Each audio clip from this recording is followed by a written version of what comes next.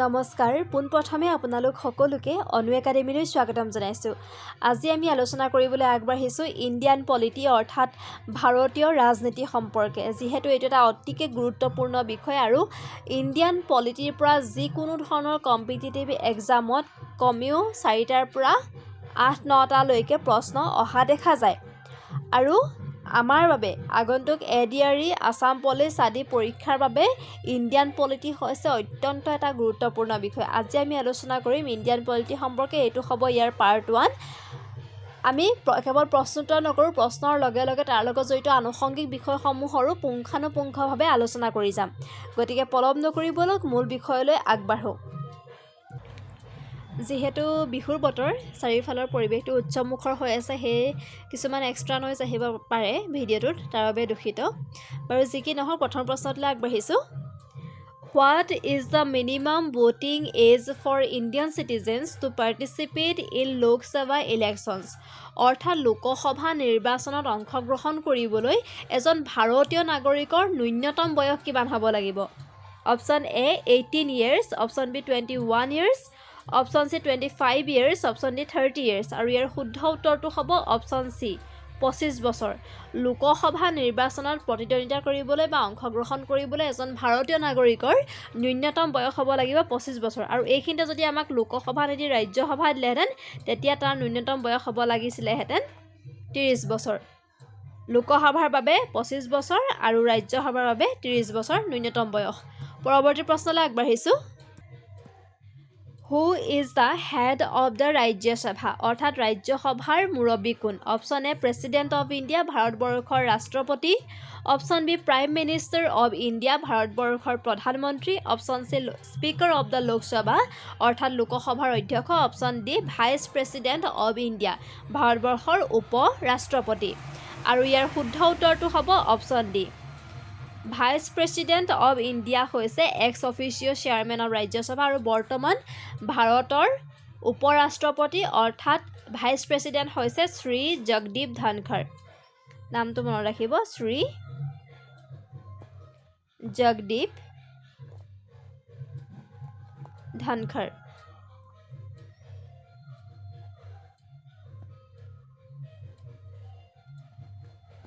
পৰৱৰ্তী প্ৰশ্নলৈ আগবাঢ়িছোঁ।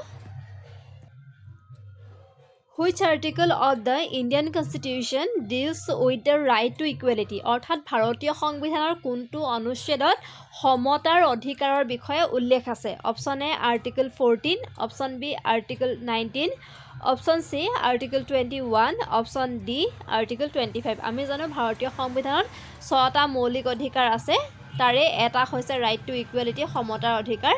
আৰু আমি জানো আৰ্টিকল 14ৰ পৰা 18লৈকে হৈছে ৰাইট টু ইকুৱেলিটি, আৰু তাৰে বিশেষকৈ আৰ্টিকল 14টোৱে ৰাইট টু ইকুৱেলিটি অৰ্থাৎ সমতাৰ অধিকাৰৰ বিষয়ে পোষকতা কৰে। পৰৱৰ্তী প্ৰশ্নলৈ আগবাঢ়িছোঁ। How many members can be nominated by the President of India to the Rajya Sabha? অৰ্থাৎ ভাৰতবৰ্ষৰ ৰাষ্ট্ৰপতিয়ে ৰাজ্যসভালৈ মুঠ কেইজন সদস্যক নমিনেট অৰ্থাৎ মনোনীত কৰিব পাৰে? Option A 8, option B 10, option C 12, option D 14 আৰু ইয়াৰ শুদ্ধ উত্তৰটো হ'ব অপশ্যন চি। ৰাষ্ট্ৰপতিয়ে 12জন সদস্য ৰাজ্যসভালৈ মনোনীত কৰিব পাৰে। আমি এইখিনিতে জানি থওঁ যে ৰাজ্যসভাৰ মুঠ আসন হৈছে 250, তাৰে 238টা চিট বিভিন্ন ৰাজ্য আৰু ইউনিয়ন টেৰিটৰিজ অৰ্থাৎ কেন্দ্ৰীয় শাসিত অঞ্চলৰ পৰা যায় আৰু 12টা চিট ৰাষ্ট্ৰপতিৰ দ্বাৰা মনোনীত প্ৰাৰ্থীৰ বাবে থাকে। গতিকে শুদ্ধ উত্তৰটো হ'ব অপশ্যন চি 12। পৰৱৰ্তী প্ৰশ্নলৈ আগবাঢ়িছোঁ। Who appoints the chief justice of India? অৰ্থাৎ ভাৰতৰ মুখ্য ন্যায়াধীশগৰাকীক কোনে নিযুক্তি দিয়ে? Option A president of India, ভাৰতৰ ৰাষ্ট্ৰপতিয়ে। Option B prime minister of India অৰ্থাৎ ভাৰতৰ প্ৰধানমন্ত্ৰীয়ে। Option C chief justice of the supreme court, supreme কোৰ্টৰ মুখ্য ন্যায়াধীশগৰাকীয়ে। Option D vice president of India, উপ ৰাষ্ট্ৰপতিগৰাকীয়ে। আৰু ইয়াৰ শুদ্ধ উত্তৰটো হ'ব option A president of India, ভাৰতৰ ৰাষ্ট্ৰপতিয়ে চিফ জাষ্টিচ অৱ ইণ্ডিয়া, ভাৰতবৰ্ষৰ মুখ্য ন্যায়াধীশগৰাকীক নিযুক্তি দিয়ে আৰু এই সম্পৰ্কে ক্লজ 2 অফ আৰ্টিকল 124ত উল্লেখ আছে। পৰৱৰ্তী প্ৰশ্নলৈ আগবাঢ়িছোঁ In the Panchayati Raj system, which level of government corresponds to the district level?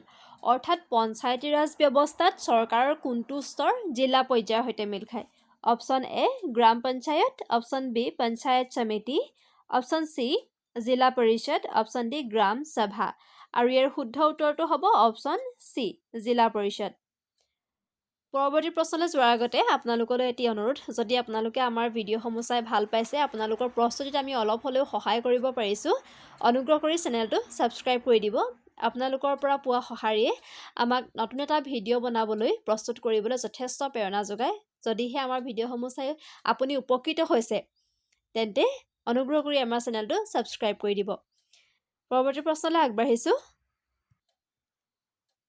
The directive principles of state policy are enriched in which part of the Indian Constitution? অৰ্থাৎ ভাৰতীয় সংবিধানৰ নিৰ্দেশাত্মক নীতিসমূহ কোনটো অধ্যায়ত সন্নিৱিষ্ট আছে option A part 1 option B part 3 option C part 4 option D part 6 আৰু ইয়াৰ শুদ্ধ উত্তৰটো হ'ব অপশ্যন চি পাৰ্ট 4ত ডিপিএছপি যাক আমি directive principles of state policy হিচাপে জানো সেইসমূহ সন্নিৱিষ্ট আৰু আমি জানো যে পাৰ্ট 3ত মৌলিক অধিকাৰসমূহ সন্নিৱিষ্ট আছে পৰৱৰ্তী প্ৰশ্নলৈ আগবাঢ়িছোঁ Who can dissolve the Lok Sabha before the completion of its term?